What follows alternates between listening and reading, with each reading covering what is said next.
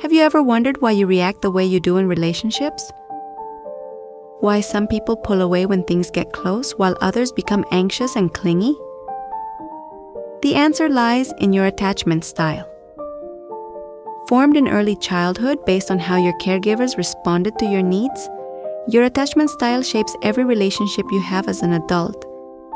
It affects how you handle conflict, how you respond to intimacy, and whether you feel secure or anxious with the people you love. Today, we're exploring 5 questions that will help you understand your attachment style. And once you understand it, you can begin to change the patterns that aren't serving you. Let's find out. Are you secure, anxious, avoidant, or fearful avoidant? Question 1. How do you react when there's conflict in your relationship? Do you want to talk it through immediately, or do you need space to process alone? When your partner is upset with you, what's your instinct?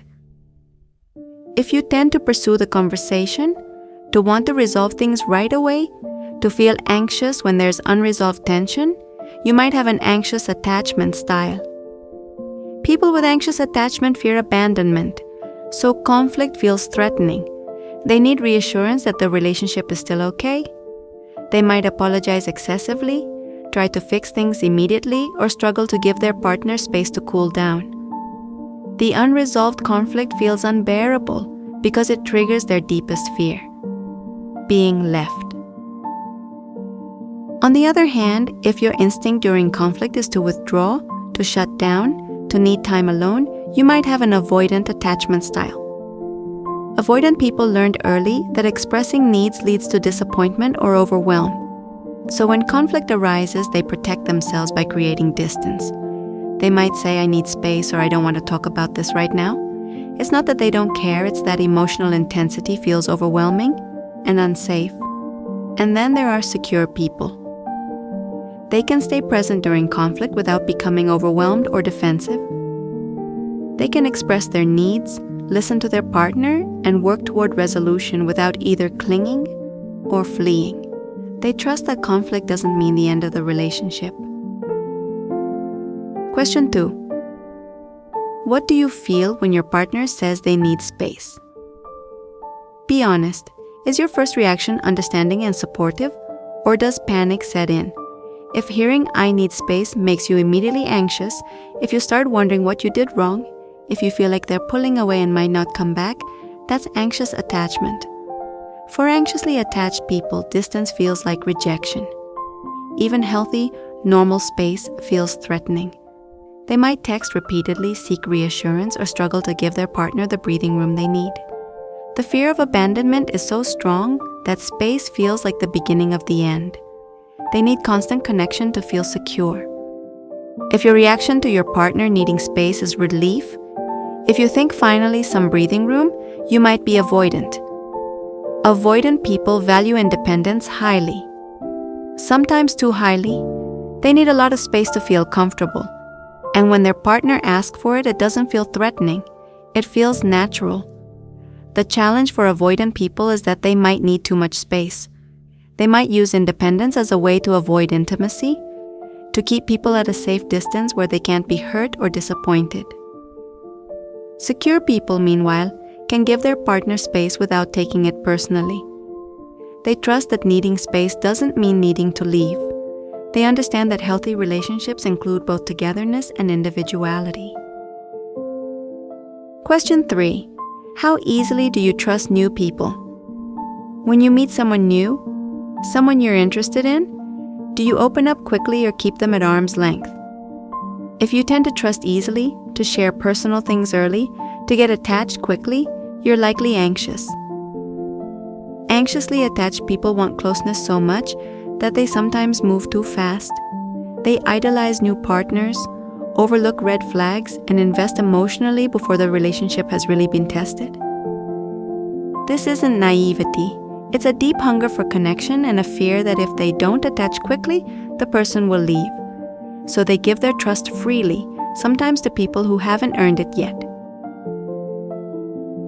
If you're slow to trust, if you keep people at a distance until they've proven themselves, if vulnerability feels risky and uncomfortable, You're likely avoidant. Avoidant people have often been hurt by the people they trusted most, usually in childhood, so they protect themselves by not letting people in easily. They maintain emotional distance, keep conversations surface level, and take a long time to open up. Trust has to be earned slowly and carefully, and even then, they might never fully let their guard down. Secure people trust gradually and appropriately. They don't give their trust blindly, but they also don't withhold it unnecessarily. They can be vulnerable with people who have shown they're safe, and they can protect themselves from people who haven't. Question 4. How do you feel about deep emotional intimacy? Not just physical closeness, but really being known. Someone seeing all of you, the good and the difficult parts. Does that sound wonderful or terrifying? Anxiously attached people crave intimacy. They want to be completely known and accepted. But paradoxically, they often fear that if someone really sees them, they'll be rejected. So they seek closeness desperately, while simultaneously fearing it won't be enough or that they'll be too much. Avoidant people, meanwhile, are often uncomfortable with deep intimacy. Being fully known feels too vulnerable, too exposing. They prefer to keep parts of themselves private to maintain some mystery or distance. They might sabotage relationships that get too close, finding reasons to pull back when someone starts to really see them. Question 5. Look at your relationship history. Do you notice a pattern? Do your relationships tend to end because you became too anxious, too demanding, too needy? Or do they end because you pulled away, became distant, or felt suffocated? If you find that partners often tell you you're too clingy or too intense, that's anxious attachment. If partners tell you you're emotionally unavailable or distant, that's avoidant. And if you have some relationships where you were anxious and others where you were avoidant, you might be fearful avoidant, also called disorganized attachment. This style develops when caregivers were both a source of comfort and fear. So the person craves closeness but is also terrified of it. They swing between anxious and avoidant behaviors, never quite feeling safe in relationships. So what's your attachment style?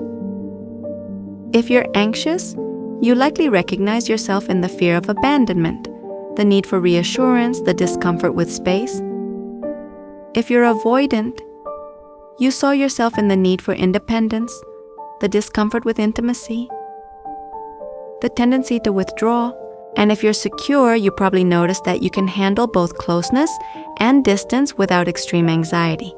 Here's the important part. Your attachment style isn't fixed. It was formed by early experiences, but it can change. Anxious people can learn to self-soothe and trust that they won't be abandoned. Avoidant people can learn that intimacy is safe and that vulnerability doesn't always lead to pain. And fearful avoidant people can find the security they never had.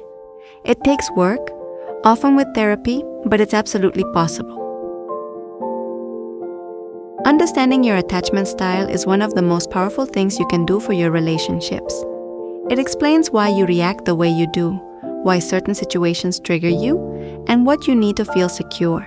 If you're anxious, you need partners who can provide reassurance without making you feel like a burden. If you're avoidant, you need partners who respect your need for space while gently encouraging vulnerability. And if you're working towards secure attachment, you need to practice staying present with discomfort, whether that's the discomfort of distance or the discomfort of closeness. Your attachment style shaped you, but it doesn't have to define you.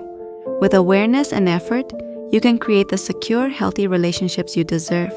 And it starts with understanding where you are right now.